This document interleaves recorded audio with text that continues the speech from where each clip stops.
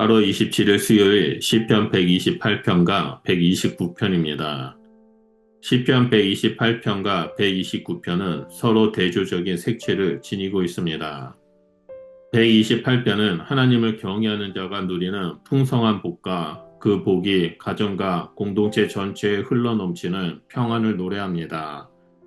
반면 129편은 오랜 세월 동안 고난을 당해온 이스라엘의 현실을 보여줍니다. 수많은 억압과 핍박 속에서도 하나님의 공의로운 손길이 어떻게 그들을 붙드셨는지를 고백합니다. 마치 삶의 두 갈래의 길처럼 복과 고난은 성도의 여정 속에서 늘 함께 나타납니다.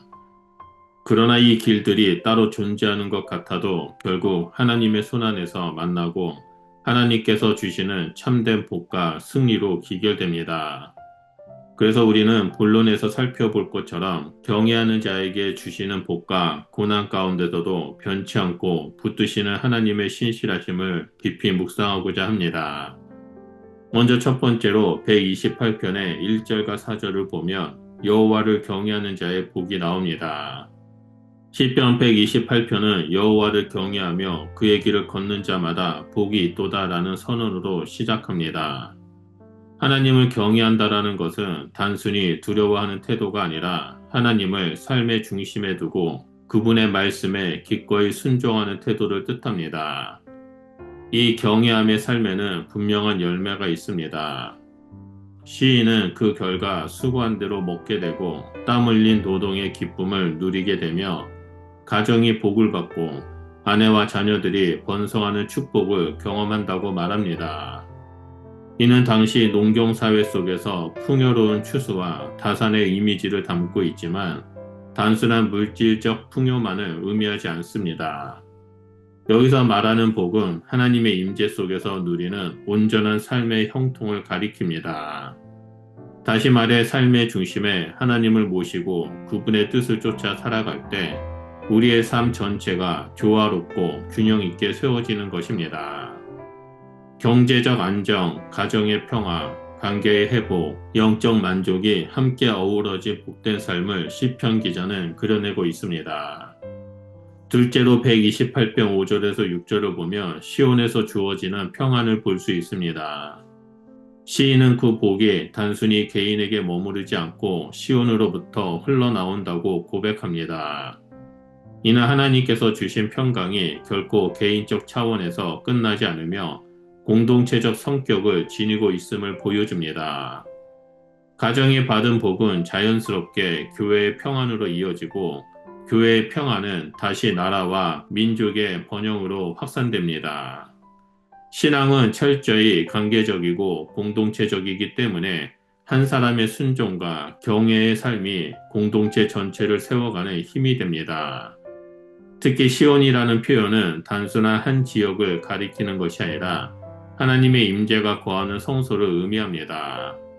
따라서 시온에서 흘러나오는 평강은 하나님께로부터 직접 공급되는 은혜이며 이 은혜가 각 가정과 공동체 그리고 민족까지 이어져 역사 속에 드러나는 것입니다. 이 말씀은 오늘 우리에게도 중요한 도전을 줍니다. 개인의 신앙이 공동체적 책임으로 확장될 때 교회와 사회에 진정한 평안이 임하게 됩니다. 세 번째로 129편 1절에서 4절을 보면 오랜 고난 속에 하나님의 백성이 나옵니다. 129편에서 분위기가 완전히 달라집니다. 이스라엘이 지금까지 여러 번 나를 괴롭혔다라는 탄식으로 시작하면서 이스라엘의 긴 역사를 감통해온 고난의 현실을 드러냅니다. 하나님의 백성은 애굽의 압제로부터 바벨론 포로기에 이르기까지 수많은 억압과 핍박을 경험했습니다. 또한 예수님 이후 교회의 역사 속에서도 박해와 고난은 끊이지 않았습니다. 그러나 그러한 긴 고난의 역사 속에서도 하나님의 백성은 완전히 무너지지 않았습니다. 시인은 여호와께서 의로우사 악인들의 줄을 끊으셨도다라고 고백합니다. 이 고백은 단순한 과거 회상이 아니라 현재와 미래를 향한 믿음의 선언입니다. 하나님은 고난의 한복판에서도 자기 백성을 붙드시며 악인의 줄을 끊으시는 의로우신 분이십니다. 그러므로 우리는 고난 가운데서도 하나님의 구원과 회복을 확신할 수 있습니다. 마지막 네 번째로 시편 129편 5절에서 8절을 보면 악인들의 결말이 나옵니다. 시편 129편은 하나님을 대적하는 자들의 끝이 어떻게 되는지를 생생하게 보여줍니다. 시인은 그들을 지붕 위의 풀에 비유합니다. 뿌리가 약해 금세 마르고 사라지는 풀처럼 악인들의 삶은 오래가지 못하며 결국 허무하게 사라집니다. 그들의 삶은 덧없고 하나님께로부터 오는 참된 복을 누리지 못하는 운명에 놓입니다. 아무리 순간적으로 번성하는 것처럼 보여도 뿌리 내리지 못한 풀과 같아 결국 사라질 수밖에 없습니다. 반대로 하나님을 경외하는 자는 영원한 복과 평안을 누립니다. 이 대비는 우리로 하여금 신앙의 길을 다시금 분명히 선택하도록 도전합니다. 하나님을 대적하는 길에는 심판이 기다리고 있지만 하나님을 따르는 길에는 끝까지 변하지 않는 생명과 평강이 약속되어 있습니다. 시편 128편과 129편은 성도의 삶의 두 가지 현실을 분명하게 보여줍니다. 한편으로는 하나님을 경외하는 자가 누리는 풍성한 복과 평안이 있으며 다른 한편으로는 고난과 핍박의 현실 속에 있습니다. 그러나 모든 상황 속에서 하나님은 자기 백성을 붙드시는 의로우신 분이십니다. 하나님은 고난 가운데서도 우리를 버리지 않으시고 결국은 승리와 회복의 길로 인도하십니다. 복을 누릴 때는 교만하지 않게 하시고 고난을 당할 때는 낙심하지 않게 붙드십니다.